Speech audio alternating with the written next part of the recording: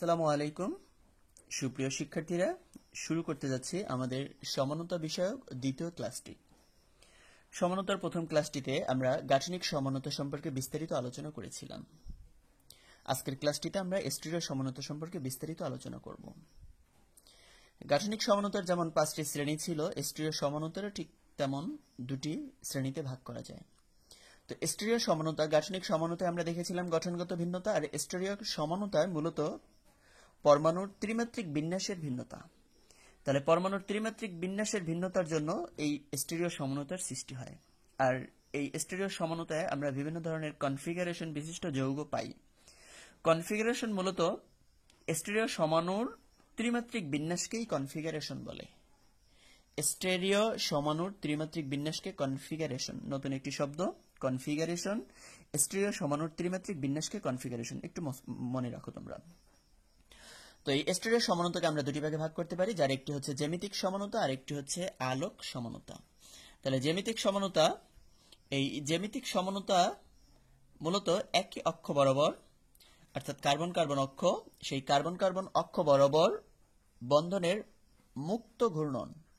এই মুক্ত ঘূর্ণন যদি সম্ভব না হয় তাহলে যে সমানতার সৃষ্টি হয়, মুক্ত ঘূর্ণন যদি সম্ভব না হয়, রহিত হয়, তাহলে যে সমানতার সৃষ্টি হয় সেই সমানতাকেই বলা হয় মূলত জ্যামিতিক সমানতা। কার্বন কার্বন বন্ধনের মুক্ত ঘূর্ণন সম্ভব না হলে, রহিত হলে, বাধাগ্রস্ত হলে যে সমানতার সৃষ্টি হয় তাকেই বলা হয় জ্যামিতিক সমানতা। তো এই জ্যামিতিক সমানতা সাধারণত দু ধরনের হয়ে থাকে, একটি হচ্ছে সিস সমাণু, অপরটি হচ্ছে ট্রান্স সমাণু। সিস সমাণু হচ্ছে সেই কার্বন কার্বন অক্ষের দুইটি ভিন্ন তলে একই ধরনের গ্রুপ যদি একই পাশে থাকে, অর্থাৎ সেম গ্রুপ যদি সেম পাশে থাকে তাহলে যে সমানতা প্রদর্শন করে সেটি হলো সিস, এবং সেম গ্রুপ যদি ভিন্ন পাশে থাকে তাহলে যে সমানতার সৃষ্টি করে সেটি হলো ট্রান্স।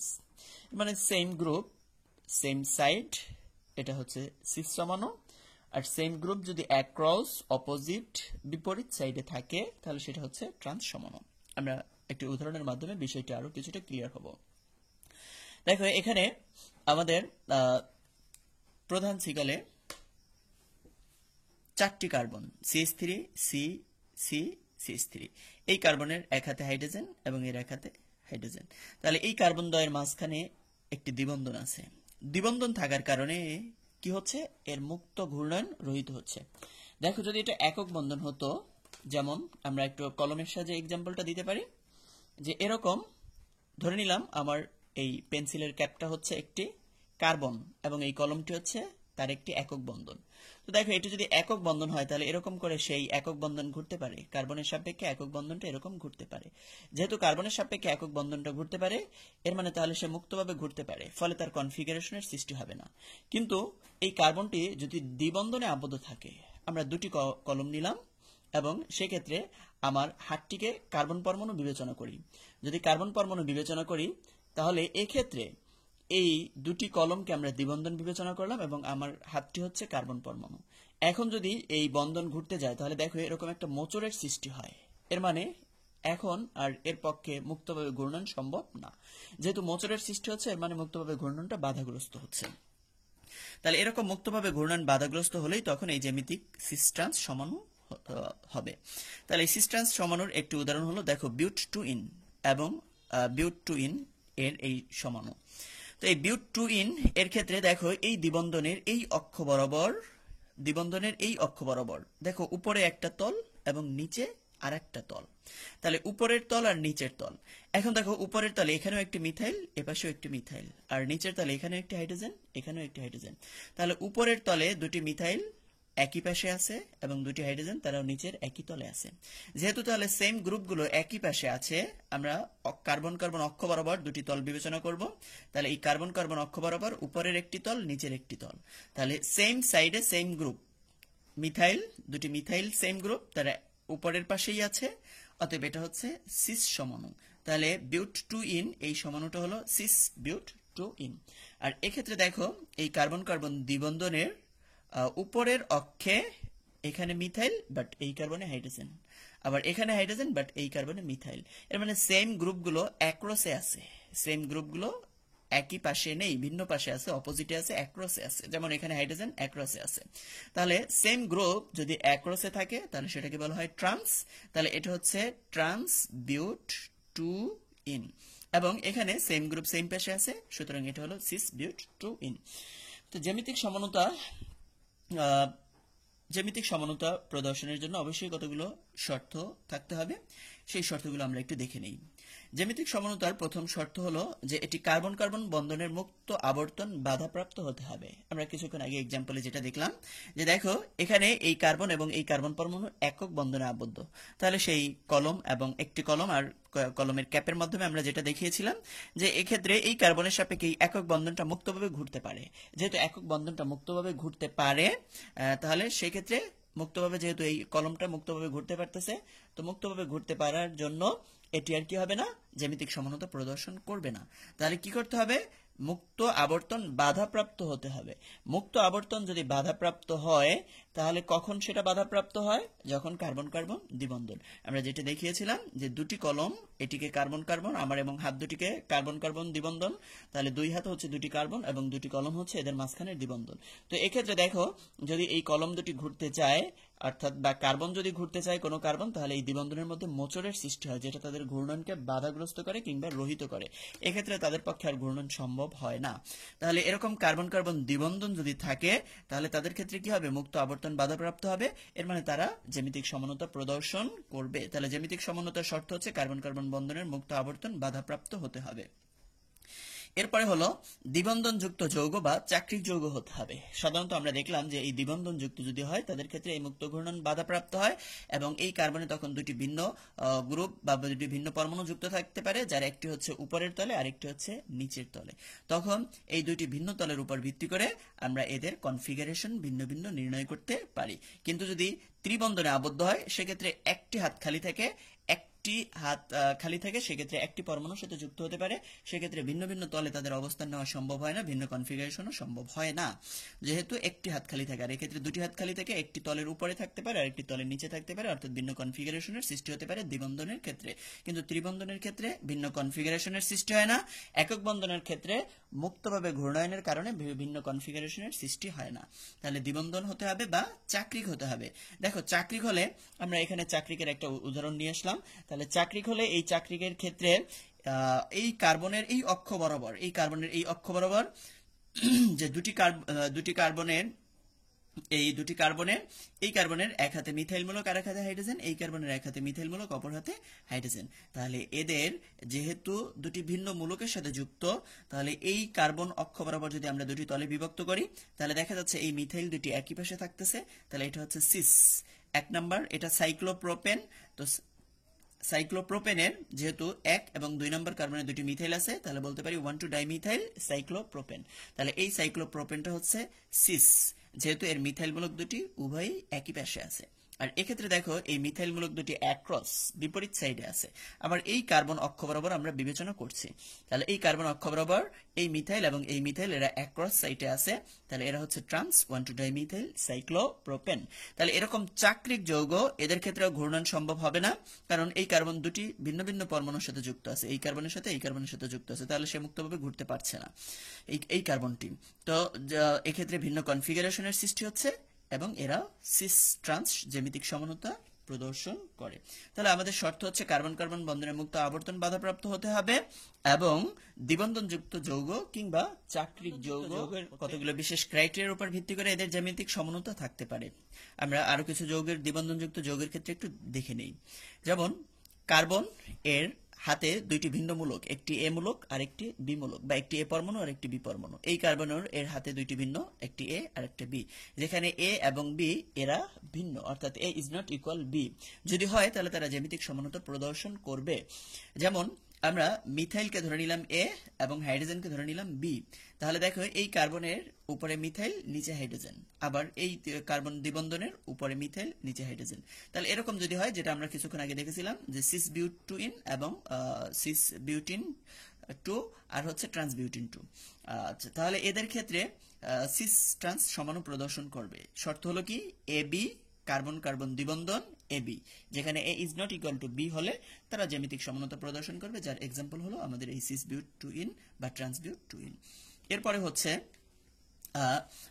2 নম্বর শর্ত দ্বিবন্ধনের ক্ষেত্রে, যে এক্ষেত্রে AB এবং এ পাশে B এবং D, অর্থাৎ B এবং B মিল আছে বাট A এবং D এরা ভিন্ন। যদি এরকম থাকে, অর্থাৎ একটি একটি পরমাণুর মধ্যেও যদি মিল থাকে, তারাও জ্যামিতিক সমানতা প্রদর্শন করবে।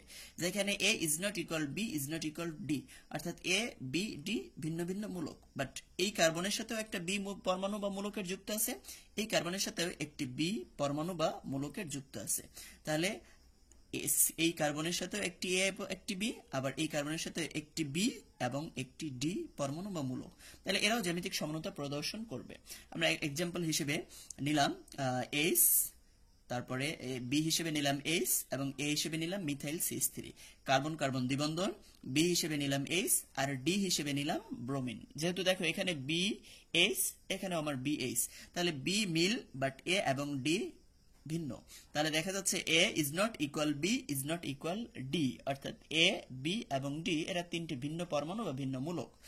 তো এখন এটার ক্ষেত্রে তাহলে দেখা যাচ্ছে কি H এবং H এই দুইটি পরমাণুর মধ্যে মিল, যদিও মিথাইল এবং ব্রোমিন এদের মধ্যে মিল নেই, বাট H এর মধ্যে মিল। তাহলে দেখা যাচ্ছে যে মিল পরমাণু দুটি তারা উপরের তলে আছে, যেহেতু তারা উপরের তলে আছে তাহলে এরা হচ্ছে সিস, তাহলে এটা হচ্ছে cis bromo propene, cis bromo propene 3 carbon বিশিষ্ট অ্যালকিন, বাট এর 1 নম্বরে আছে ব্রোমো, তাহলে সিস 1 ব্রোমো প্রোপিন অথবা শুধু সিস ব্রোমো প্রোপিন। বাট এখানে দেখো সেই মিল যে হাইড্রোজেন দুইটা অ্যাক্রসে বিপরীত সাইডে, অর্থাৎ এই হাইড্রোজেনটা আছে তলের উপরে বাট এই হাইড্রোজেনটা আছে তলের নিচে। তাহলে যেহেতু এদের গঠন তলের উপরে এবং নিচে, তাহলে এক্ষেত্রে একটি সিস সমাণু অপরটি ট্রান্স সমাণু। যে ক্ষেত্রে দুটি হাইড্রোজেনই উপরে ছিল সেটি হলো সিস, আর এখানে দুইটি হাইড্রোজেন দুইটি ভিন্ন তলে আছে, এর হলো ট্রান্স সমাণু।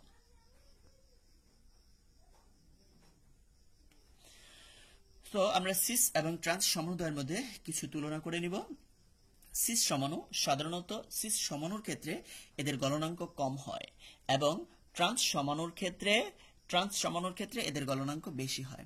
গলনাঙ্ক এবং স্ফুটনাঙ্ক দুটি ভিন্ন বৈশিষ্ট্যের হতে পারে, যে ক্ষেত্রে গলনাঙ্ক কম সেক্ষেত্রে আবার স্ফুটনাঙ্ক বেশি হতে পারে, বাট আমরা এখন গলনাঙ্ক নিয়ে আলোচনা করছি, যে সিস সমাণুর গলনাঙ্ক কম বা ট্রান্স সমাণুর গলনাঙ্ক বেশি, এবং সিস সমাণুর সুস্থিতিও কম, অভ্যন্তরীণ শক্তি বেশি থাকে।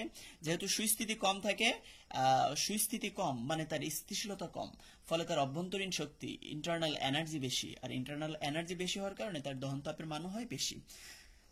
ট্রান্স সমাণুর ক্ষেত্রে সুস্থিতি বেশি, যেহেতু সুস্থিতি বেশি সে কি করে, অধিক পরিমাণ শক্তি ত্যাগ করে, অনেক স্থিতিশীল হয়। যেহেতু শক্তি ত্যাগ করে স্থিতিশীল হয়, ফলে তার সুস্থিতি বেশি হওয়ায় অভ্যন্তরীণ শক্তির মানও কম হয়, অর্থাৎ ইন্টারনাল এনার্জি কম, ফলে তার দহন তাপও কম হয়। দ্রব্যতা এবং ডাইপোল মোমেন্ট ও আয়নীকরণ ধ্রুবকের মান সিস সমাণুর ক্ষেত্রে কম হয়, বাট দ্রব্যতা, ডাইপোল মোমেন্ট ও আয়নীকরণ ধ্রুবকের মান ট্রান্স সমাণুর ক্ষেত্রে বেশি হয়। এখন প্রশ্ন হলো, কেন সুস্থিতি কম হয় বা গলনাঙ্ক কম হয়, অভ্যন্তরীণ শক্তি বেশি হয় বা দ্রব্যতা কেন কম হয় ইত্যাদি আমরা একটু দেখব। আমরা এখানে আমাদের সিস বিউটিন ডাইওয়িক অ্যাসিড, যেটাকে ম্যালোইক অ্যাসিড বলা হয়, সিস বিউটিন ডাইওয়িক অ্যাসিড বা ম্যালোইক অ্যাসিড। তো এই সিস বিউটিন ডাইওয়িক অ্যাসিড, যেটাকে ম্যালোইক অ্যাসিড বলি, এর গলনাঙ্ক হচ্ছে মেল্টিং পয়েন্ট হচ্ছে 135 ডিগ্রি সেলসিয়াস। এর মেল্টিং পয়েন্ট 135 ডিগ্রি সেলসিয়াস। সেখানে ট্রান্স বিউটিন ডাইওয়িক অ্যাসিড, যেটাকে বলে ফিউমারিক অ্যাসিড, তো এই ফিউমারিক অ্যাসিডের মেল্টিং পয়েন্ট গলনাঙ্ক হচ্ছে 287 ডিগ্রি সেলসিয়াস। তাহলে ম্যালোইক অ্যাসিড এবং ফিউমারিক অ্যাসিড, একটি হচ্ছে সিস বিউটিন ডাইওয়িক অ্যাসিড, অপরটি হচ্ছে ট্রান্স বিউটিন ডাইওয়িক অ্যাসিড। এখন একটু দেখো যে সেই ম্যালোইক অ্যাসিড কার্বন কার্বন দ্বিবন্ধন এবং এই কার্বনের দুটি হাত, যার একটি হাতে সেই COOH মূলক, অপর হাতে হচ্ছে হাইড্রোজেন, এই কার্বনেরও এক হাতে হাইড্রোজেন এবং অপর হাতে হচ্ছে COOH। তাহলে এটা হলো সিস সমাণু। এই সিস সমাণুটির ক্ষেত্রে এই কার্যকরী মূলক জৈব অ্যাসিডের মূলক এবং এই জৈব অ্যাসিডের মূলক এরা পাশাপাশি অবস্থান, বাট ট্রান্সের ক্ষেত্রে অ্যাক্রস বিপরীত দিক থেকে। ট্রান্সের ক্ষেত্রে এদের গঠনটা হয় COOH মূলকটা যদি এখানে থাকে, তাহলে এই কার্বনের COOH মূলকটা এখানে থাকবে। তাহলে দেখো COOH মূলকদ্বয়ের মধ্যে এখানে দূরত্ব বেশি বাট এখানে দূরত্ব কম, ফলে সেম মূলক কি করবে, পরস্পরকে বিকর্ষণ করবে। পরস্পরকে বিকর্ষণ করার কারণে এদের সুস্থিতি। অপর একটি বৈশিষ্ট্য হচ্ছে যে সিস বিউটিন ডাইওয়িক অ্যাসিড বা ম্যালোয়িক অ্যাসিড, এটিকে 160 ডিগ্রি সেলসিয়াস তাপমাত্রায় 160 ডিগ্রি সেলসিয়াস তাপমাত্রায় যদি উত্তপ্ত করা হয় তাহলে সেটি ম্যালোয়িক অ্যানহাইড্রেটে পরিণত হয়। অর্থাৎ ম্যালোয়িক অ্যাসিড সিস বিউটিন ডাইওয়িক অ্যাসিড একে যদি 160 ডিগ্রি সেলসিয়াস তাপমাত্রায় উত্তপ্ত করা হয় তাহলে সেটি ম্যালোয়িক অ্যাসিডের অ্যানহাইড্রেটে পরিণত হয়। অপরদিকে ট্রান্সকে উত্তপ্ত করলে সেটি অ্যানহাইড্রেটে পরিণত হয় না। এটা এর সুস্থিতি প্রমাণ করে। যেহেতু সিস সমাণুটি কম সুস্থিত হওয়ায় এখান থেকে এর এইচ এবং এই ওএইচ এই অংশটুকু মিলে খুব সহজেই পানি হয়ে যায়। এইচ, এখান থেকে এইচ অংশটুকু এবং এখান থেকে ওএইচ এই অংশটুকু মিলে খুব সহজেই পানি হয়ে যায় এবং কার্বন এই অক্সিজেনের সাথে এই কার্বনের সাথে সংযুক্ত হয়ে এর অ্যানহাইড্রেট ম্যালোয়িক অ্যানহাইড্রেট গঠন করে। তাহলে অ্যানহাইড্রেট মূলত হচ্ছে অ্যাসিডের যে অংশ উক্ত অ্যাসিডের সাথে যুক্ত হয়ে পানি উৎপন্ন করে, অ্যাসিডের ওই অংশটিকে অ্যাসিডের অ্যানহাইড্রেট বলা হয়। যেমন সালফার ট্রাইঅক্সাইড, এই সালফার ট্রাইঅক্সাইড হচ্ছে সালফিউরিক অ্যাসিডের অ্যানহাইড্রেট। কারণ সালফার ট্রাইঅক্সাইডের সাথে যদি আমরা পানি যোগ করি তাহলে দেখো আমাদের H2SO4 সালফিউরিক অ্যাসিড উৎপন্ন হয়। তাহলে সালফার ট্রাইঅক্সাইড সালফিউরিক অ্যাসিডের অ্যানহাইড্রেট, কার্বন ডাইঅক্সাইড হচ্ছে কার্বনিক অ্যাসিডের অ্যানহাইড্রেট H2CO3 এবং ডাইনাইট্রোজেন পেন্টঅক্সাইড N2O5 এটা হচ্ছে নাইট্রিক অ্যাসিড HNO3 এর অ্যানহাইড্রেট। কারণ এর সাথে যদি আমরা পানি যোগ করি H2O তাহলে দেখো দুটি হাইড্রোজেন, দুটি নাইট্রোজেন এবং মোট 3 দুগুণে 6টি অক্সিজেন, অর্থাৎ 5 এবং 1 6টি অক্সিজেন। তাহলে ডাইনাইট্রোজেন পেন্টঅক্সাইড হচ্ছে নাইট্রিক অ্যাসিডের অ্যানহাইড্রেট, কার্বন ডাইঅক্সাইড হচ্ছে কার্বনিক অ্যাসিডের অ্যানহাইড্রেট এবং সালফিউরিক অ্যাসিডের অ্যানহাইড্রেট হচ্ছে সালফার ট্রাইঅক্সাইড। এর মানে এই অংশের সাথে আমরা যদি পানি যোগ করি তাহলে অ্যাসিডটি পাওয়া যায়। আবার অ্যাসিড থেকে যদি আমরা পানি অপসারণ করে নেই তাহলে এই অংশটিকে পাওয়া যায়। তো অনুরূপভাবে ম্যালোয়িক অ্যাসিড এটাকে যদি উত্তপ্ত করা হয় তাহলে 160 ডিগ্রি সেলসিয়াস তাপমাত্রায় এর অ্যানহাইড্রেটে পরিণত হয়। এর মানে এটি খুব সহজেই এখনো পানি ত্যাগ করে দিতে পারে। কেন? তার সুস্থিতি কম ছিল। অপরদিকে ট্রান্সবিউটিন ডাইওয়িক অ্যাসিড কিংবা ফিউমারিক অ্যাসিড, এই ফিউমারিক অ্যাসিডকে উত্তপ্ত করলে এর অ্যানহাইড্রেটে পরিণত করা যায় না। কেন? কারণ তার সুস্থিতি বা স্থায়িত্ব আমাদের সিস ট্রান্স সমাণুর ক্ষেত্রে একটু বিশেষভাবে খেয়াল রাখতে হবে যে এরকম সাধারণ আণবিক সংকেত বা এরকম যদি হয় তাহলে তারা কিন্তু জ্যামিতিক সমানতা প্রদর্শন করবে না। দেখো কি আছে, কার্বনের সাথে এই কার্বন পরমাণু এরা কার্বন কার্বন দ্বিবন্ধনে আবদ্ধ। তো সেই দ্বিবন্ধনে আবদ্ধ কার্বন পরমাণুর সাথে এখানে এ মানে একই রকম দুটি পরমাণু বা দুটি গ্রুপ, আবার এখানেও বিবি একই রকম দুটি পরমাণু বা গ্রুপ যুক্ত আছে। অথবা শুধু এক পাশে যদি একই রকম এ আছে বাট এখানে ভিন্ন রকম আছে, তাহলে এই কার্বনের একই পাশে যদি একই রকম থাকে অর্থাৎ এটা কিন্তু দুইটাই একটা কার্বনের সাথে যুক্ত, তাহলে একই রকম যদি হয়ে যায় তাহলে তারা জ্যামিতিক সমানতা প্রদর্শন করবে না। যেমন দেখো এই কার্বন, এখানে আমরা এই হিসেবে যদি হাইড্রোজেন নেই তাহলে দেখো এখানে আমার এই হাইড্রোজেন, এখানেও হাইড্রোজেন, অর্থাৎ উপরেও যা আছে নিচের তলেও তাই আছে। আবার এখানেও ক্লোরিন, এখানেও ক্লোরিন। তাহলে আমার এই হাইড্রোজেন, এখানে কোনো হাইড্রোজেন নাই যে আমি এই কার্বনের সাথে বা এই তল বরাবর এপাশে কোনো কার্বনের সাথে যে আমি এটাকে এর সাথে সাদৃশ্য খুঁজবো যে এই হাইড্রোজেনের সাথে এপাশের হাইড্রোজেনটি উপরে আছে না নিচে আছে, এরকম কোনো মিল এর মধ্যে খুঁজে পাওয়া যায় না, অর্থাৎ সিস ট্রান্স সমাণু বের করা যায় না। তাহলে CAA দ্বিবন্ধন CBB অথবা AA কার্বন কার্বন দ্বিবন্ধন BD এরকম যদি আণবিক সংকেত হয় তারা জ্যামিতিক সমানতা প্রদর্শন করবে না। তোমরা এরকম আরো একটি উদাহরণ হিসেবে দেখে নাও, CH3 এই কার্বন দ্বিবন্ধন, এখানে এই কার্বনের সাথে একটা CH3, এই কার্বনের সাথে উপরে H, এখানে Cl। দেখো এখানে দুইটি একই রকম হওয়ার কারণে এই মিথাইল বা এই মিথাইল এখানে কোনো মিথাইলের সাথে মিলানো যাচ্ছে না। তাহলে এরকম যদি একই পাশে দুইটা একই রকম হয়ে যায় তাহলে তাদের ক্ষেত্রে সিস ট্রান্স সমাণু প্রদর্শন হয় না। কিন্তু যদি চারটি মূলকই ভিন্ন হয়, চারটি মূলক, দেখো চারটি মূলকই যদি ভিন্ন হয়, যেমন এই কার্বন কার্বন দ্বিবন্ধন, এই কার্বনের হাতে একটি A মূলক একটি B মূলক বা একটি A পরমাণু একটি B পরমাণু, এই কার্বনের হাতে একটি D পরমাণু আর একটি হচ্ছে E পরমাণু, যেখানে A is not equal to B is not equal to E is not equal to D, তাহলে দেখা যাচ্ছে এখানে চারটি হচ্ছে ভিন্ন ভিন্ন, তাহলে এরাও জ্যামিতিক সমাণু প্রদর্শন করে। অর্থাৎ চারটি পরমাণু বা চারটি মূলক যদি এই দ্বিবন্ধনের ভিন্ন ভিন্ন হয় তাহলে তারাও জ্যামিতিক সমাণু প্রদর্শন করবে। কিন্তু এই ক্ষেত্রে যে প্রবলেম সেটা হলো এরা সিস ট্রান্স দ্বারা এদের নামকরণ আমরা করতে পারি না। তাহলে সিস ট্রান্স সমাণু দ্বারা যেহেতু এদের নামকরণ করতে পারি না, এজন্য সেই জার্মান রসায়নবিদ চ্যান ইনগোল্ড ও প্রিলগ এদের নামকরণের জন্য নতুন একটি পদ্ধতি আবিষ্কার করেন। এই পদ্ধতিটাকে বলা হয় ইজেট পদ্ধতি। তো ইজেট পদ্ধতি এখানে ই দ্বারা বোঝানো হয় সেই জার্মান ইন্টিজেন বা অপোজিট, এবং জেড দ্বারা বোঝানো হয় জুসাম্মেন বা জার্মান জুসাম্মেন শব্দ, যেটা দ্বারা ইংলিশে বোঝায় টুগেদার।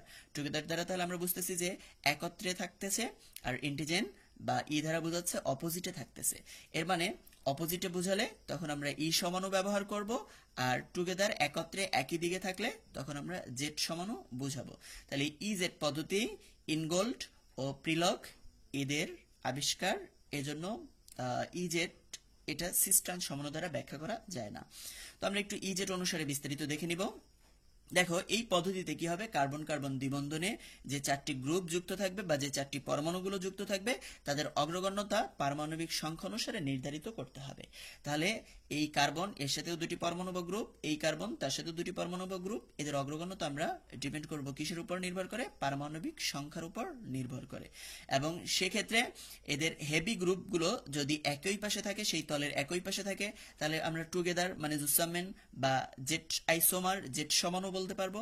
আর যদি তারা বিপরীত পাশে থাকে পারমাণবিক সংখ্যা অনুসারে, হেভি গ্রুপগুলো যদি বিপরীত পাশে থাকে তাহলে এটা হচ্ছে ইন্টিজেন বা হচ্ছে এটা। তো এক্ষেত্রে কার্বন কার্বন দ্বিবন্ধনের এই কার্বন পরমাণুর এর উপরের হাতে ধরে নিলাম কোন একটা হেভি গ্রুপ বা হেভি অ্যাটম যার পারমাণবিক সংখ্যা বেশি, আর একটা লোয়ার গ্রুপ বা লোয়ার অ্যাটম যার পারমাণবিক সংখ্যা কম যুক্ত আছে। আবার এই দ্বিবন্ধনে আবদ্ধ কার্বন পরমাণুরও উপরের হাতে ধরে নিলাম একটা হেভি গ্রুপ বা হেভি অ্যাটম যেটার পারমাণবিক সংখ্যা বেশি সেটা যুক্ত আছে, নিচে লোয়ার গ্রুপ বা লোয়ার অ্যাটম যেটার পারমাণবিক সংখ্যা কম সেটা যুক্ত আছে। তাহলে দেখো হেভি গ্রুপ দুটো যদি উপরে একই পাশে আছে কিংবা লোয়ার গ্রুপ দুটি নিচে একই পাশে আছে, তাহলে এরা হচ্ছে কি সেই জুসাম্মেন বা টুগেদার। তাহলে এটাকে আমরা জেড আইসোমার বা জেড সমানু বলবো, জেড আইসোমার বা জেড সমানু। আর হেভি গ্রুপ যদি অ্যাক্রস অপোজিট সাইডে থাকে তাহলে এটাকে আমরা ই আইসোমার বা ই সমানু বলবো। তাহলে এই হেভি গ্রুপগুলো অ্যাক্রস কিংবা লোয়ার গ্রুপগুলো অ্যাক্রস অপোজিটে আছে, বিপরীতে আছে, তাহলে এদেরকে আমরা ই, বিপরীতে থাকলে এক্ষেত্রে ই আইসোমার, এবং একই দিকে থাকলে তাদেরকে আমরা বলবো জেড আইসোমার। আমরা হেভি গ্রুপ বা হেভি অ্যাটম কিংবা লোয়ার গ্রুপ বা লোয়ার অ্যাটম কিভাবে বুঝতেছি আমরা একটু কয়েকটি উদাহরণের মাধ্যমে একটু দেখে নেই। দেখো 1 নম্বর উদাহরণটির ক্ষেত্রে এই কার্বন এবং এই কার্বন, তো এই কার্বন কার্বন দ্বিবন্ধনে যে কার্বন পরমাণু দ্বয় আছে সেই প্রথম কার্বনটি আমরা এই কার্বনে দেখো একটি মিথাইল মূলক আছে, একটি হাইড্রোজেন পরমাণু আছে। তাহলে এই মিথাইল মূলকটা সরাসরি কার্বনের সাথে যুক্ত, কার্বনের পারমাণবিক সংখ্যা হচ্ছে 6, বাট এটি হাইড্রোজেনের সাথে যুক্ত যার পারমাণবিক সংখ্যা হচ্ছে 1। তাহলে এর পারমাণবিক সংখ্যা 1 আর এর পারমাণবিক সংখ্যা হচ্ছে 6। তাহলে আমরা নিঃসন্দেহে বুঝতেই পারছি যে এই কার্বনটি এটা হচ্ছে হেভি গ্রুপ বা হেভি অ্যাটম, আর এটা হচ্ছে লোয়ার গ্রুপ বা লোয়ার অ্যাটম। এখানে দেখো ব্রোমিন এবং ক্লোরিন, তো নিঃসন্দেহে ক্লোরিনের চেয়ে ব্রোমিনের পারমাণবিক সংখ্যা অধিক, তাহলে ক্লোরিনের যেহেতু পারমাণবিক সংখ্যা কম তাহলে এটি হচ্ছে লোয়ার, এবং ব্রোমিনের পারমাণবিক সংখ্যা যেহেতু বেশি তাহলে এটি হচ্ছে হেভি গ্রুপ বা হেভি অ্যাটম। হ্যাঁ, তো এক্ষেত্রে দেখো তাহলে এই কার্বনেরও হেভি গ্রুপটা উপরে এবং লোয়ারটা নিচে, এই কার্বনেরও হেভি গ্রুপটা উপরে এবং এই লোয়ারটা নিচে। এক্ষেত্রে ব্রোমিন এবং ক্লোরিন এই দুইটির মধ্যে হেভি হচ্ছে ব্রোমিন, কারণ এর পারমাণবিক সংখ্যা 35 আর এর হচ্ছে কত 17। তো যেহেতু হেভি গ্রুপটা উপরে তাহলে সেক্ষেত্রে উভয়টার ক্ষেত্রে হেভি উপরে হওয়ার কারণে টুগেদার জুসামেন জেড সমানু। তাহলে Z 1 bromo 1 chloro, Z 1 bromo 1 chloro propene Z 1 bromo 1 chloro propene. হ্যাঁ, অপরটিতে দেখো যে এক্ষেত্রে ই সমানু ইন্টিজেন, ই সমানুর ক্ষেত্রে আমাদের এই কার্বনের সেই হেভি মিথাইল মূলকটি উপরে এবং লোয়ার হাইড্রোজেনটি নিচে। আর এক্ষেত্রে দেখো হেভি ব্রোমিনটি নিচে আছে বাট লোয়ার ক্লোরিনটি উপরে। তাহলে দেখো এখানে হেভি মিথাইল মূলকটা উপরে বাট এখানে হেভিটা নিচে অপোজিটে অ্যাক্রসে, তাহলে এটা হচ্ছে ই সমানু।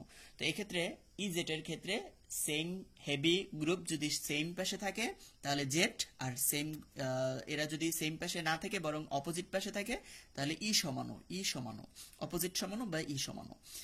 আমরা আরেকটা এক্সাম্পল হিসেবে দেখে নেই।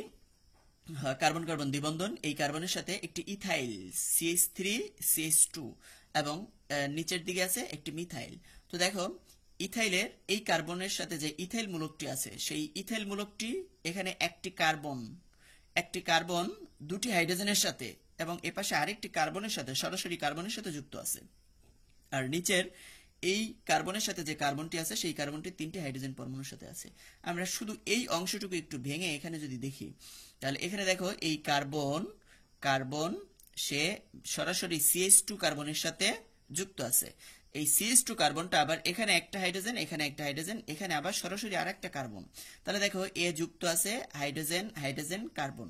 তাহলে এই কার্বনের পারমাণবিক সংখ্যা 6, এর 1, তাহলে আমার মোট আসতেছে কত? 8। তাহলে এখানে এই কার্বন যাদের সাথে যুক্ত আছে তাদের মোট পারমাণবিক সংখ্যা দাঁড়াচ্ছে 8। অপরদিকে এই কার্বনটি যাদের সাথে যুক্ত আছে 3টি হাইড্রোজেন, তাদের পারমাণবিক সংখ্যা হচ্ছে 1 করে 3। তাহলে দেখা যাচ্ছে এই কার্বনটি যাদের সাথে যুক্ত আছে তারা হচ্ছে 3, আর এই কার্বনটি যাদের সাথে যুক্ত আছে তারা হচ্ছে 8। তাহলে যেহেতু এই কার্বনটি 8 পারমাণবিক সংখ্যা বিশিষ্ট 3টি সাথে যুক্ত আছে পরমাণুর সাথে বা মূলকের সাথে, এবং এটি একটি, সুতরাং এক পারমাণবিক সংখ্যা বিশিষ্ট 3টি হাইড্রোজেনের সাথে, সুতরাং উপরের মূলকটি হচ্ছে হেভি গ্রুপ আর নিচেরটি হচ্ছে লোয়ার গ্রুপ। তাহলে ইথাইল কেন?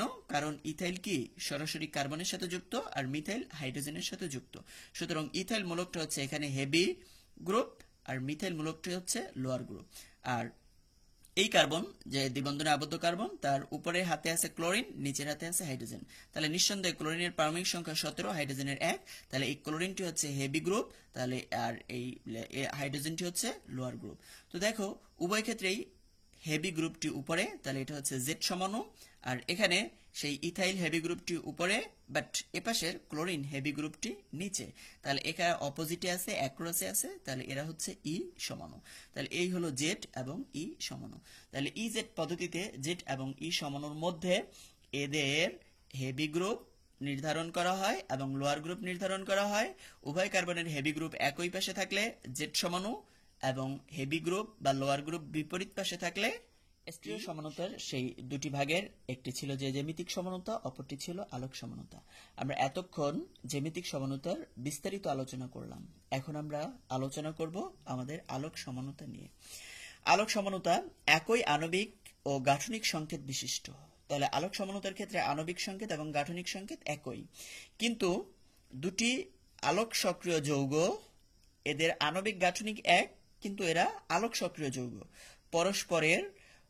পরস্পরের অপরিস্থাপনীয় দর্পণ প্রতিবিম্ব। দর্পণ প্রতিবিম্ব বলতে বোঝাচ্ছে যে এদের একটিকে যদি আমরা দর্পণে ধরি তাহলে অপরটিকে পাওয়া যায়। তাহলে অপরিস্থাপনীয় দর্পণ প্রতিবিম্ব, কিন্তু এরা দর্পণ প্রতিবিম্ব অর্থাৎ একটিকে দর্পণে ধরলে অপরটিকে পাওয়া যায়, কিন্তু এদের একটির উপরে অপরটিকে স্থাপন করা যায় না। সেই দর্পণের যে বিম্ব তার একটিকে অপরটার উপরে উপরিপাতিত করা যায় না, তাহলে মিল হয় না। সবগুলো কার্বন এর সাথে যে 4টি পরমাণু বা মূলক যুক্ত থাকবে তারা সমাপাতিত হবে না।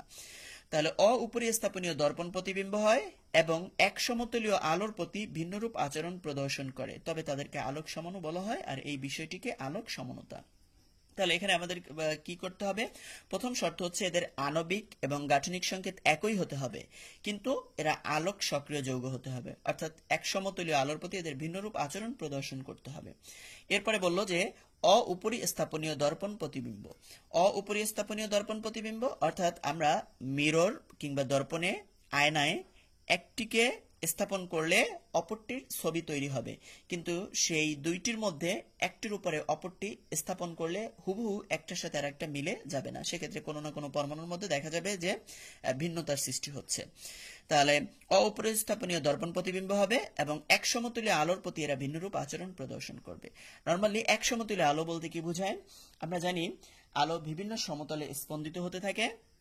তো এক সমতুলীয় আলো হচ্ছে যে আলো, এক সমতুল্য আলো অর্থাৎ তারা একটি মাত্র তলে স্পন্দিত হয়। আলো হচ্ছে তাড়িৎ চৌম্বক বিকিরণ বর্ণালী। তো এই বিকিরণ বর্ণালীটা যদি একটি সমতলে স্পন্দিত হতে থাকে তাহলে তাদেরকে এক সমতলীয় আলো বলা হয়, আর যদি এটি বিভিন্ন তলে স্পন্দিত হতে থাকে তাহলে সেটা হচ্ছে বিভিন্ন সমতলীয় আলো। তো সেই এক সমতলীয় আলোর প্রতি এরা ভিন্নরূপ আচরণ প্রদর্শন করবে। আলোক সমানুতার উপর ভিত্তি করে এরা দু ধরনের সমাণু হয়ে থাকে, একটি হচ্ছে ডি সমাণু, অপরটি হচ্ছে এল সমাণু, যার একটি হচ্ছে আমাদের ডি সমাণু এবং অপরটি হচ্ছে আমাদের এল সমাণু। যেমন ল্যাকটিক অ্যাসিডের দুটি আলোক সমাণু যৌগ পাওয়া যায়, একটি হচ্ছে ডি ল্যাকটিক অ্যাসিড, অপরটি হচ্ছে এল ল্যাকটিক অ্যাসিড। এরা পরস্পরের উপর অপরিস্থাপনীয় এবং দর্পণ প্রতিবিম্ব। ডি ল্যাকটিক অ্যাসিড এর ইউপ্যাক নাম হচ্ছে 2 হাইড্রোক্সি প্রোপানোয়িক অ্যাসিড। দেখো 2 নম্বর কার্বনে হাইড্রোক্সি মূলক আছে এবং মোট 3টা কার্বন, তাহলে COOH মূলক বিশিষ্ট 3 কার্বন, প্রোপানোয়িক, তাহলে 2 হাইড্রোক্সি প্রোপানোয়িক অ্যাসিড, যার বাণিজ্যিক নাম ল্যাকটিক অ্যাসিড। তো এই ল্যাকটিক অ্যাসিড বা 2 হাইড্রোক্সি প্রোপানোয়িক অ্যাসিড এক্ষেত্রে এর এই গঠন দেখো 4টি ভিন্ন এই কার্বন পরমাণু 4টি ভিন্ন মূলক বা ভিন্ন পরমাণুর সাথে যুক্ত আছে। এই কার্বন পরমাণু উপরে COOH, এপাশে OH, এপাশে H এবং এপাশে হচ্ছে CH3, তাহলে 4টি ভিন্ন পরমাণু বা মূলকের সাথে যুক্ত আছে। তো এই ডি ল্যাকটিক অ্যাসিড এটাকে যদি আমরা দর্পণ আমরা ধরে নিলাম এটি একটি হচ্ছে মিরর, তাহলে মিররে ধরলে আমরা জানি মিররে পার্শ্ব পরিবর্তন ঘটে, অর্থাৎ আমার বাম অংশকে ডান অংশ মনে হয় এবং ডান অংশকে বাম অংশ মনে হয়, তাহলে পার্শ্ব পরিবর্তন ঘটায়। দর্পণে যখন আমরা এই ডি ল্যাকটিক অ্যাসিডকে ধরবো তখন দর্পণে দেখা যাবে আমার এই ছবিটি, অর্থাৎ এর OH অংশটা ডান দিক থেকে চলে যাবে বামে এবং Hটা বাম দিক থেকে চলে আসবে ডানে, অর্থাৎ এই ছবিটা আমরা পাবো। তাহলে এই অংশটা এবং এই অংশটা এরা পরস্পরের দর্পণ প্রতিবিম্ব। কিন্তু আমি এইটাকে যদি এভাবে ধরে যদি এর উপর স্থাপন করি তাহলে দেখো OH অংশটা H এর উপর এবং H অংশটা OH এর উপর পতিত হয়, এর মানে এরা উপরি স্থাপনীয় নয়, তাহলে সমাপতিত হয় না, সমানভাবে মিলিত হয় না, অর্থাৎ অউপরি স্থাপনীয়। তাহলে দেখা যাচ্ছে যে এই আলোক সমন্বয় অপরি স্থাপনীয় কিন্তু দর্পণ প্রতিবিম্ব। তো এই ডিইলেকট্রিক অ্যাসিড এবং ইলেকট্রিক অ্যাসিড এরা পরস্পরের আলোক সমাণু।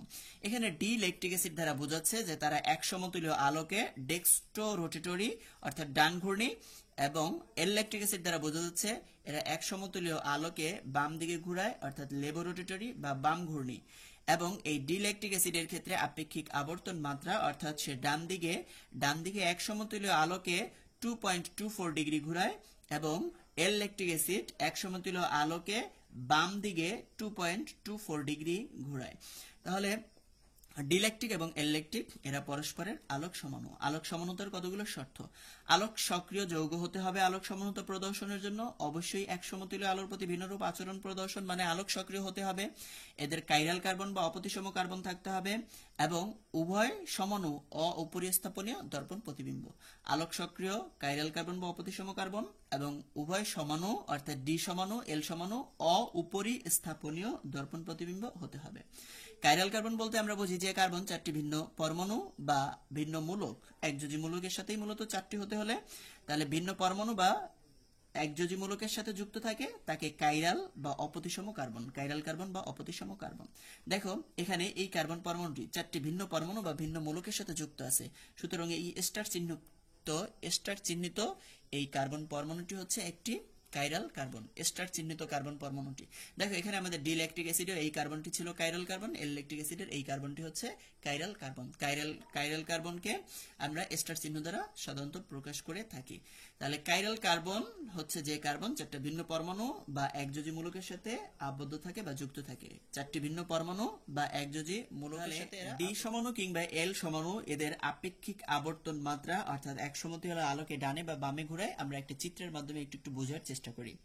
দেখো এখানে আমাদের একটি সোডিয়াম ল্যাম্প, সেই সোডিয়াম ল্যাম্প থেকে যে আলো নিঃসৃত হচ্ছে এই আলোটা বিভিন্ন সমতলে স্পন্দিত হচ্ছে। আমরা একটা পোলারাইজার বা একটা নিকল প্রিজম, এই নিকল প্রিজম এটা ক্যালসিয়াম কার্বনেট এ জাতীয় পদার্থ দ্বারা তৈরি, সেই নিকল প্রিজমকে রাখলাম। নিকল প্রিজমের মধ্যে থেকে যখন এই সোডিয়াম ল্যাম্পের আলোকে প্রবেশ করানো হলো তখন সেই বিভিন্ন সমতুল্য আলো থেকে এটি এক সমতুল্য আলোতে পরিণত হলো, অর্থাৎ এটা বিভিন্ন তলে স্পন্দিত হতেছিল, এখন একটি সমতল বরাবর তারা স্পন্দিত হচ্ছে অর্থাৎ এক সমতুল্য আলোতে পরিণত হলো। এখন আমি এই একটি পোলারিমিটার নল নিলাম, এই পোলারিমিটার নলের মধ্যে আমি যেই যৌগের আপেক্ষিক আবর্তন মাত্রা, হয়তো আমার এই ডিইলেকট্রিক অ্যাসিড বা ইলেকট্রিক অ্যাসিড অর্থাৎ ইলেকট্রিক অ্যাসিডের আপেক্ষিক আবর্তন মাত্রা আমি নির্ণয় করব। আমি জানি না যে এইটা ডিইলেকট্রিক অ্যাসিড না ইলেকট্রিক অ্যাসিড, আমি একটি ইলেকট্রিক অ্যাসিডের নমুনা নিলাম। তো নমুনা পোলারিমিটার নলে নিলাম, নেওয়ার পরে এর মধ্যে দিয়ে এই এক সমতুল্য আলোকে এর মধ্যে দিয়ে প্রবেশ করানো হলো। যখন এই নলের মধ্যে প্রবেশ করানো হলো তখন সেই নমুনা নল এই এক সমতুল্য আলোকে বাম দিকে কিংবা ডান দিকে ঘুরিয়ে দিতে পারে। দেখো এই এক সমতুল্য আলো ওর মধ্যে দিয়ে প্রবেশ করানো হলো, সেই আলোটা যদি দেখা যায় এক সমতুল্য আলোটা যদি এরকম বা ডান দিকে ঘুরে যায়, এরকম ডান দিকে ঘুরে যায়, আলোর তলটা দেখো এক সমতুল্য যেরকম ছিল একটু ডান দিকে কার্ভ হয়ে গেল। তাহলে যদি ডান দিকে ঘুরে যায় তাহলে সেটা হচ্ছে ডেক্সট্রো রোটেটরি বা ডান ঘূর্ণি, এটাকে ডি সমাণু বলবো। আর যদি এই আলোর সমাণুটাকে বাম দিকে ঘুরিয়ে দেয় তাহলে এটাকে বলবো লেভো রোটেটরি বা এল সমাণু। তাহলে ডান দিকে ঘুরিয়ে দিলে, যদি আলোর তলটাকে ডান দিকে ঘুরিয়ে দেয় তাহলে ডি সমাণু, আর যদি বাম দিকে ঘুরিয়ে দেয় তাহলে এল সমাণু। লেভো রোটেটরি বা বাম ঘূর্ণি আর ডেক্সট্রো রোটেটরি বা ডান ঘূর্ণি। দেখো আমার এই এক সমতুল্য আলোটা এরকম ছিল, বাট এই পোলারিমিটার নলের মধ্যে যে নমুনা যৌগ, সেই নমুনা যৌগটি কি করলো, সেই আলোটাকে এই দিকে ঘুরিয়ে দিল কতটুকু কোণে, আলফা কোণে। তাহলে আমরা বলতে পারি এর মধ্যে যে যৌগটি আছে তার আপেক্ষিক আবর্তন মাত্রা আলফা। কেন? সে এই এক সমতুল্য আলোকে কি করলো, আলফা ডিগ্রি কোণে ডান দিকে ঘুরিয়ে দিল। এটি একটি অ্যানালাইজার। এই অ্যানালাইজার থেকে আমরা পরিমাপ করতে পারি যে এই এক সমতুল্য আলোটুককে কত ডিগ্রি কোণে ঘুরানো হলো, বা এই নমুনা যৌগটি কত ডিগ্রি কোণে ঘুরিয়ে দিয়েছে। যেহেতু এটি ডান দিকে ঘুরিয়ে দিয়েছে, সুতরাং আমরা বলতে পারি এই পোলারিমিটার নলে আমরা যে নমুনা যৌগটি নিয়েছি সেটি ডি সমাণুর যৌগ। যদি ল্যাকটিক অ্যাসিড হয় তাহলে সেটি ডি ল্যাকটিক অ্যাসিড হবে। তো অনুরূপভাবে এটি বাম দিকেও ঘোরাতে পারে। যদি বাম দিকে ঘুরে তখন সেটাকে আমরা বলবো এল ল্যাকটিক অ্যাসিড। তো আমরা কাইরাল কার্বন সম্পর্কে বিস্তারিত জানলাম। আলোক সমানতার শর্ত, আপেক্ষিক আবর্তন মাত্রা। মূলত আপেক্ষিক আবর্তন মাত্রা 1 ডেসিমিটার দৈর্ঘ্য বিশিষ্ট নমুনা নলের, আমাদের সেই পোলারিমিটার যে নলটা, সেই পোলারিমিটার নলটা হবে 1 ডেসিমিটার দৈর্ঘ্যের। নমুনা নলে 1 গ্রাম পার সেন্টিমিটার কিউব ঘনত্বের দ্রবণ, অর্থাৎ আমি যে সেই ল্যাকটিক অ্যাসিডের নমুনার দ্রবণটি নিব তার ঘনত্ব 1 গ্রাম পার সেন্টিমিটার কিউব।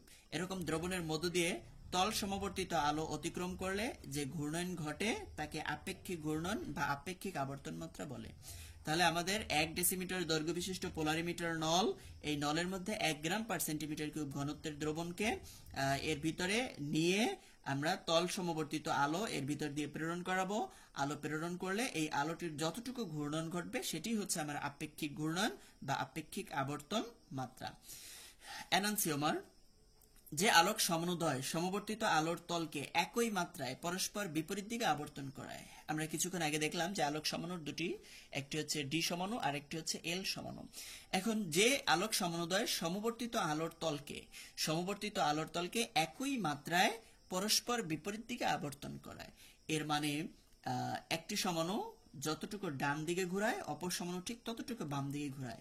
এর মানে একই সমবর্তিত আলোর তলকে একই মাত্রায় পরস্পর বিপরীত দিকে আবর্তন করায় এবং এদের সমমোলার মিশ্রণের এর মানে আমরা ডি সমাণু 1 মোল নিলাম, এল সমাণু 1 মোল নিলাম, তাহলে সমমোলার মিশ্রণ এর আবর্তন মাত্রা শূন্য হয়ে যায়। কারণ ডি সমাণুর 1 মোল যতটুকু ডানে ঘোরাবে, এল সমাণুর 1 মোল ততটুকু বামে ঘোরাবে, ফলে দেখা যাবে আপেক্ষিক আবর্তন মাত্রা শূন্য হয়। তাদেরকে পরস্পরের এনানসিওমার বা এনানসিওমর্থ বা এন্টিপট বা এন্টিমার বলে। তাহলে যে আলোক সমনোদয় সমবর্তিত আলোর তলকে একই মাত্রায় পরস্পর বিপরীত দিকে আবর্তন করায়, একই মাত্রায় অর্থাৎ একটা যতটুকু ডানে ঘোরায় অপরটা ঠিক ততটুকু বামে ঘোরায়, এবং এদের সমমোলার মিশ্রণ, তাহলে কি হবে, আলোক নিষ্ক্রিয় হয়ে যাবে অর্থাৎ আবর্তন মাত্রা শূন্য হয়ে যাবে। এরাই হচ্ছে মূলত পরস্পরের এনানসিওমার। তাহলে আমরা বলতে পারি সেই ডি সমাণু এবং এল সমাণু এরা পরস্পরের এনানসিওমার বা এনানসিওমর্থ বা এন্টিপট বা এন্টিমার। আমরা ডিল্যাকটিক অ্যাসিড এবং অ্যালল্যাকটিক অ্যাসিড এরা পরস্পরের, এরকম যতগুলো সমাণু পাবো ডি সমাণু এল সমাণু এরা পরস্পরের এনানসিওমার হবে। রেসিমিক মিশ্রণ, এনানসিওমার দ্বয়ের সমমোলার মিশ্রণকে রেসিমিক মিশ্রণ বলে। তাহলে রেসিমিক মিশ্রণ হচ্ছে ডি সমাণু আর এল সমাণুর মিশ্রণ, শর্ত হচ্ছে সমমোলার।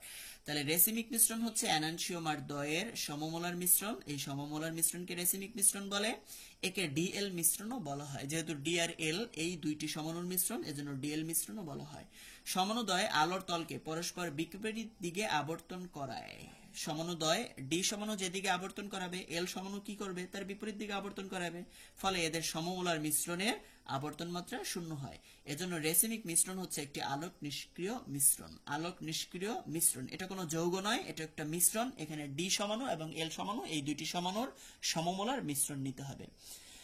আচ্ছা, মেসোযৌগ, একাধিক কাইরাল কার্বন থাকা সত্ত্বেও, অর্থাৎ একাধিক অপ্রতিসম কার্বন পরমাণু এদের মধ্যে রয়েছে, তা সত্ত্বেও যদি কোনো যৌগ আলোক নিষ্ক্রিয় হয় তবে তাকে মেসোযৌগ বলা হয়। তাহলে এই যৌগ, একাধিক অপ্রতিসম কার্বন পরমাণু থাকা সত্ত্বেও কোনো যৌগ যদি আলোক নিষ্ক্রিয় হয় তবে তাকে মেসোযৌগ বলে। একাধিক কাইরাল কার্বন থাকা সত্ত্বেও এরা আলোক নিষ্ক্রিয়, এরকম যৌগই হচ্ছে মেসোযৌগ। আমরা দেখেছিলাম যে আলোক সমানতা প্রদর্শনের জন্য তাদের কাইরাল কার্বন থাকতে হয়, আলোক সক্রিয় হতে হয়। তাহলে এর একাধিক কাইরাল কার্বন, বাট একাধিক কাইরাল কার্বন থাকা সত্ত্বেও সে আলোক নিষ্ক্রিয়, এরকম যৌগকে আমরা বলি মেসোযৌগ। তো যেমন মেসো টার্টারিক অ্যাসিড, তাহলে দেখো এই যৌগটি হচ্ছে মেসো টার্টারিক অ্যাসিড। এর উপরে আমরা এই বরাবর একটা প্রতিসাম্য তল বিবেচনা করলাম। তাহলে দেখো এই কার্বন উপরে COH, এপাশে OH, এপাশে H এবং নিচে এই পুরো অংশটা, তাহলে এই কার্বনের 4 হাতে 4টা ভিন্ন পরমাণু বা ভিন্ন মূলক যুক্ত আছে, সুতরাং এটি একটি কাইরাল কার্বন।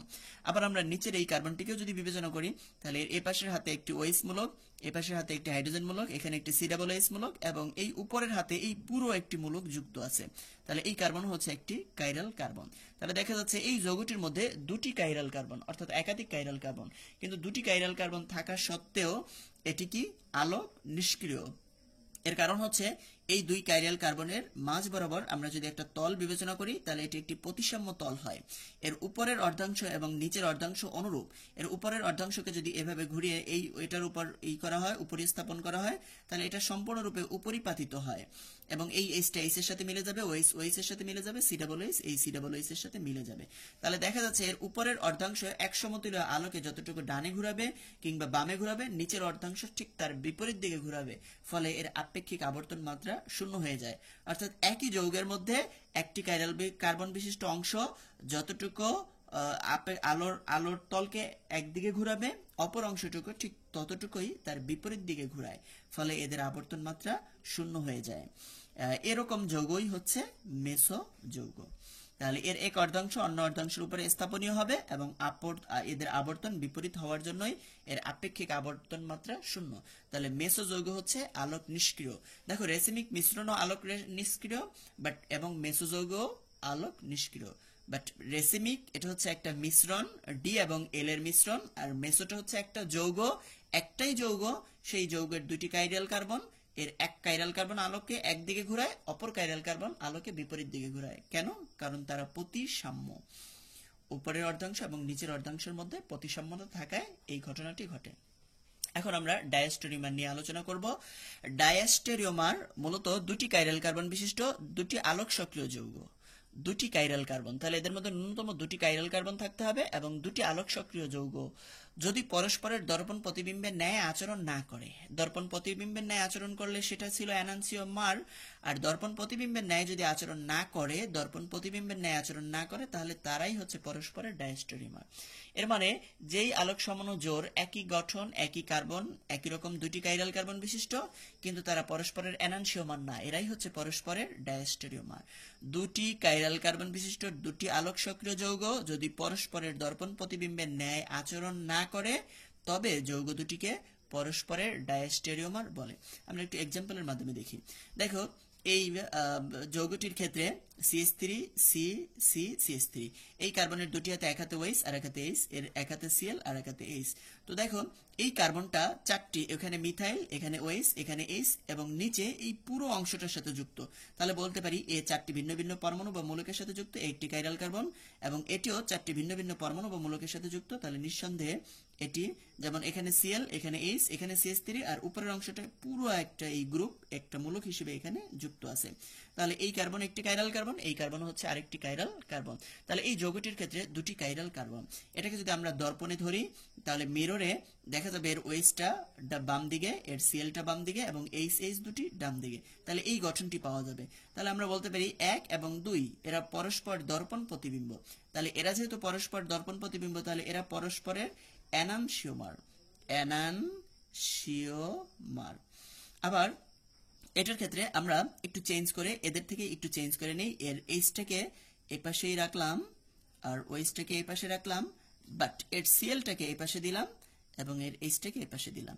এখন দেখো এইটাকে যদি আমরা মিররে ধরি, তাহলে এর এই কার্বনটা কাইরাল কার্বন, দেখো চারটা ভিন্ন মূলক, এরও এইটা কাইরাল কার্বন, কারণ এই চারটা এবং উপরে এইটা ভিন্ন মূলক, তাহলে এর দুইটি কাইরাল কার্বন।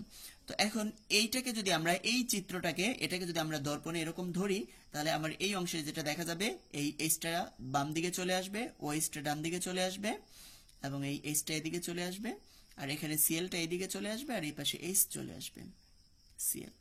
তাহলে দেখো এই 2 এবং 3 এবং 4 এরাও পরস্পরের ডায়াস্টিরিওমার। তাহলে আমাদের 1 এবং 2 গঠন, 2 এবং 4 গঠন, এরা এক ও 2 গঠন এবং 3 ও 4 গঠন, এরা পরস্পরের এনানসিওমার।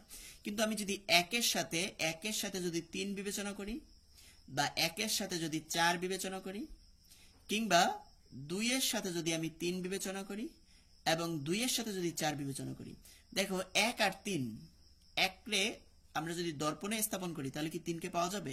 না, 2 কে পাওয়া যাবে। আবার 1 কে দর্পণে স্থাপন করলে কি 4 কে পাওয়া যাবে? না। তাহলে 1 এবং 3, আবার 1 এবং 4, এবং 2 3, আবার 2 এবং 4, এই জোড় এই জোড় এই জোড়, এদের একটিকে দর্পণে ধরলে অপরটিকে পাওয়া যাবে না। তাহলে এই জোড়গুলোই হচ্ছে ডায়াস্টেরিওমার, কারণ এদের 2টি কাইরাল কার্বন হওয়া সত্ত্বেও এরা পরস্পরের দর্পণ প্রতিবিম্বের ন্যায় আচরণ করবে না। দেখো, একের সাথে 2 দর্পণ প্রতিবিম্ব, কিন্তু একের সাথে 3 বা একের সাথে 4 দর্পণ প্রতিবিম্ব না। আবার 3 এর সাথে 4 প্রতিবিম্ব, কিন্তু 2 এর সাথে 3 বা 2 এর সাথে 4 প্রতিবিম্ব দর্পণ প্রতিবিম্ব নয়। এজন্য এরা হচ্ছে ডায়াস্টেরিওমার। ধন্যবাদ।